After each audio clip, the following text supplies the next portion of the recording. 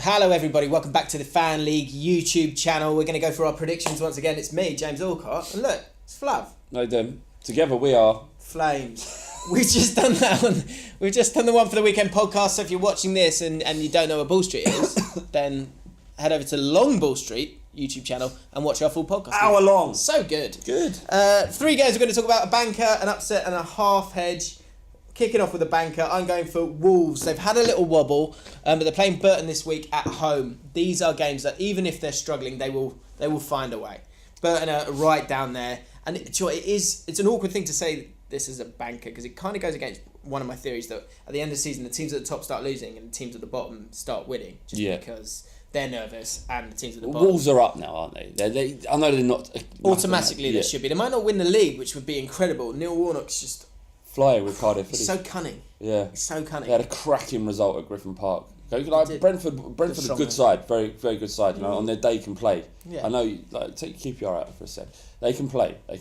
But they got ripped apart. Oh, it was embarrassing. Like the Brentford players didn't know what was happening. Yeah. They were like they completely abandoned their style of play. It's like pumping it long. Yeah, couldn't believe what I was seeing. It was odd. Yeah, odd. And but that's the way Cardiff make teams play. And it was a graveyard really at the Griffin Park in the end. Yeah, I mean what's new? But back to Wolves, Burton. I think Wolves they've had this wobble. Lost 4-1 to Villa last week, but Villa are an incredible side. You've got to be a special team if you're going to beat Aston Villa. Yeah. They won 4-1 in that game.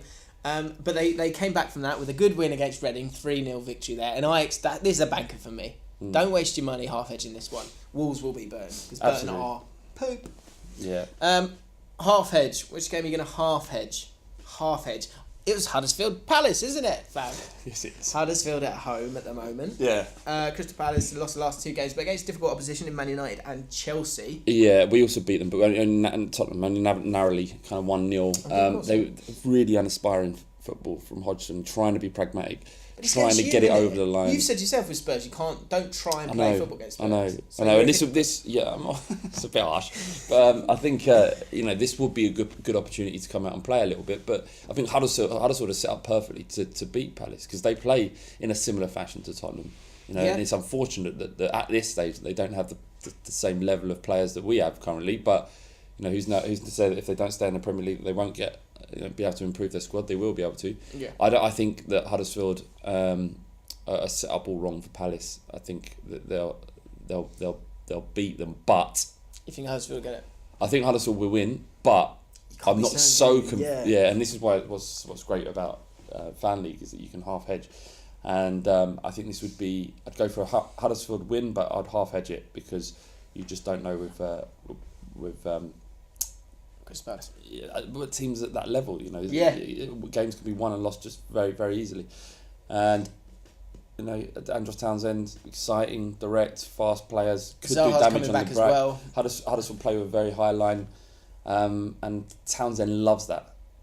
And so if Zaha's back in time as well, then that changes things somewhat. Yeah. But half edge is where you got to go. Yeah, definitely, I agree. And final one, upset for me, Stoke City versus Everton. And the upset here is that, despite, and maybe I don't know if I can call this an upset, but Everton have been so bad away from home. Yes.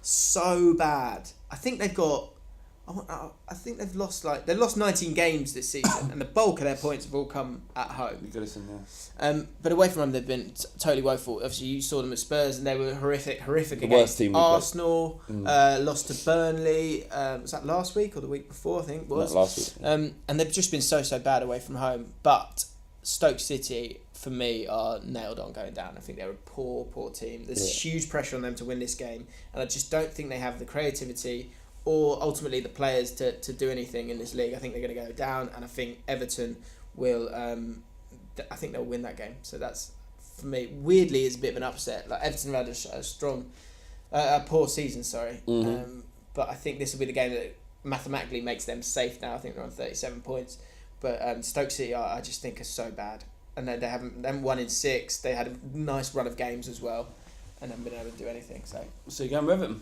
I'm going with Everton. All right. So those are the picks for us: an upset, a half edge, and a banker for your Fan League slip. If you want to choose that, then good luck with you, and you're welcome. But if you don't, then we told you so. Subscribe to the Fan League YouTube channel. Get your predictions in the comments below, and hit that like button. We'll see you very soon.